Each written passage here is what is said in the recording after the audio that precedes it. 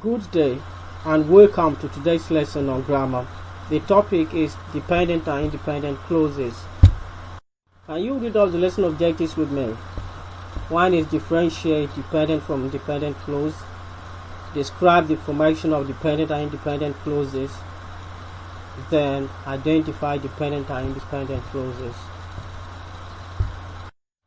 Say this to someone with you so that we can work on the responses. When you say this to the person, you give us the feedback because we are working on it. 1. If I finish this lesson. 2.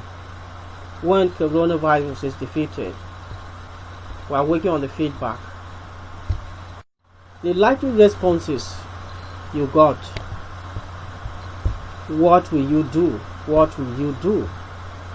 The reason for the questions is simple. As you see it here, you have not clearly stated the message you want to pass across.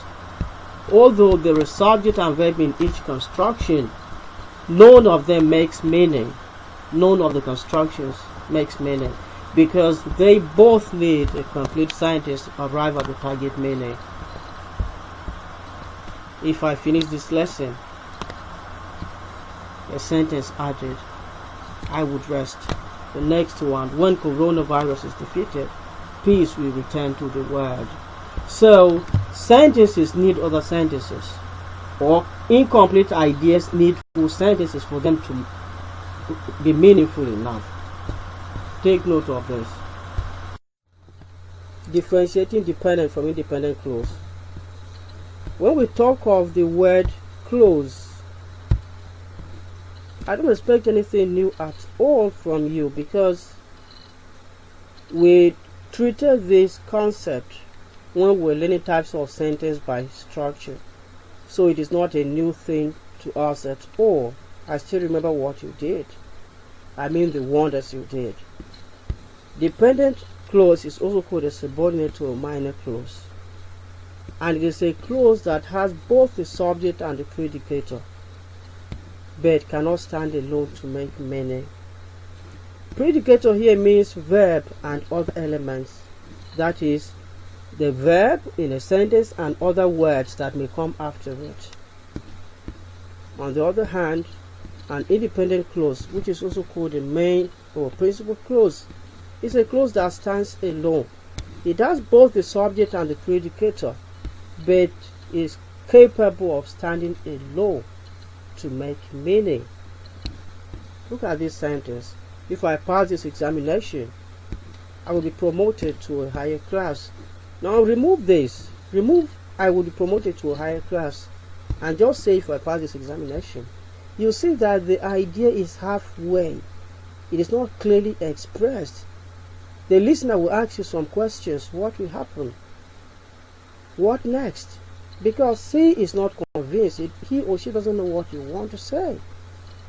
But by the time you bring in this, I would be promoted to a higher class, you see that the meaning is clearly communicated because it becomes a sentence, it becomes a complete idea.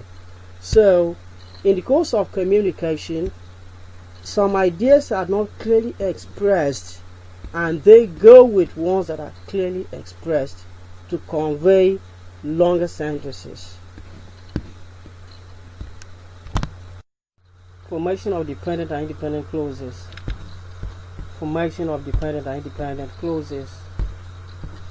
Dependent clauses are introduced by subordinating conjunctions. These are conjunctions that introduce dependent clauses. If, when, after, though, so that, provided that, once, unless. Although in some contexts you see them doing things different from this. Dependent clauses can also be introduced by relative pronouns like who, that, which, whom, whose, whosoever, and others. Independent clause.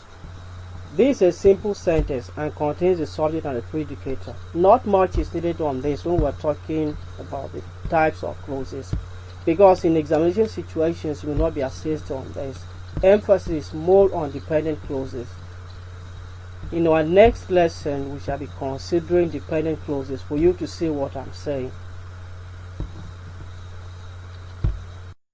Carefully read the given sentence and split it into dependent and independent clauses. We won the match, but my uniform was muddy because it rained the entire time. We won the match, but my uniform was muddy because it rained the entire time. Select them based on dependent and independent clauses. Did you get this? We won the match, but my uniform was muddy because it rained the entire time. Now look at it. We won the match. Simple sentence and main clause. But my uniform was muddy because it rained the entire time. You see this? Dependent clause, dependent clause. Did you get it that way? Then a big thumbs up for you. The activity part of the lesson. Follow the links attached and do the activities given. When you finish, you screenshot your answers and submit on the class dojo. These are the links to the activities. You can find them pasted on the class dojo.